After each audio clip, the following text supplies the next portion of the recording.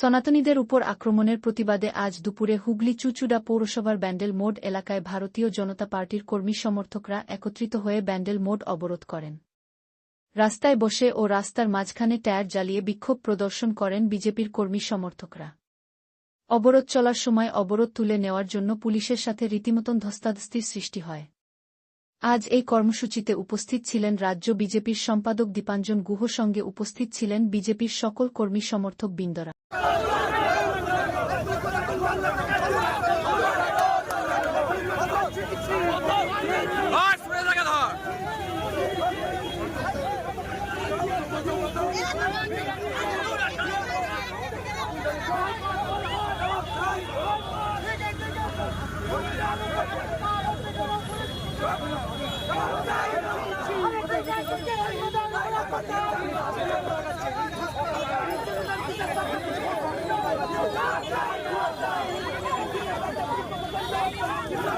বাংলা দ্বিতীয় পাকিস্তানে পরিণত হতে চলেছে, যেখানে মুখ্যমন্ত্রী গিয়ে বিদেশি শাসকদের স্থাবকতা করছে। এইরকম অবস্থাতে সারা পশ্চিমবাংলায় সনাতনীদের অস্তিত্ব রক্ষাতে আমরা সমস্ত বিধানসভা ধরে ধরে সমস্ত জায়গায় পথ অবরোধ করছি। জনজাগরণের জন্য এই কাজ করা। পুলিশ বলে পুলিশ কিছু নেই। পুলিশ ভুলে যাচ্ছে যে তারা যে উর্দিটা পড়ে, তাদের যে ছেলেমেয়েরা স্কুলে যাচ্ছে, তারা যে বাজারটা কেনে, সেই টাকাটা আমাদের ট্যাক্সের টাকা।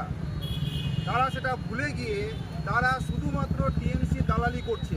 আর এটা কোনো পলিটিক্যালি স্টেটমেন্ট দিচ্ছে এরকম না, আমি ভিতর থেকে বিশ্বাস করছি এই কথাটা, সেই জন্য বলছি।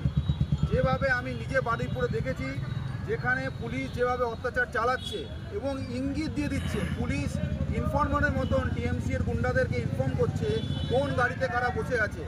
সমস্ত পুলিশকে আমরা সব জায়গায় বলছি, আমি আবার বলছি আপনাদের মাধ্যমে, সমস্ত পুলিশ অফিসার যারা পুলিশে কাজ করছেন তারা মাথায় রাখবেন যে উর্দি ছাড়া আপনারাও কিন্তু দুটো হাত আছে, দুটো পা আছে, দুটো চোখ আছে। আমাদেরও দুটো হাত আছে, দুটো পা আছে, দুটো চোখ আছে। আপনারা লাইসেন্স বন্দুক নিয়ে চলছেন, কিন্তু মাথায় রাখবেন জনতার যদি জাগরণ ঘটে তখন কিন্তু সমস্যা হয়ে যায়।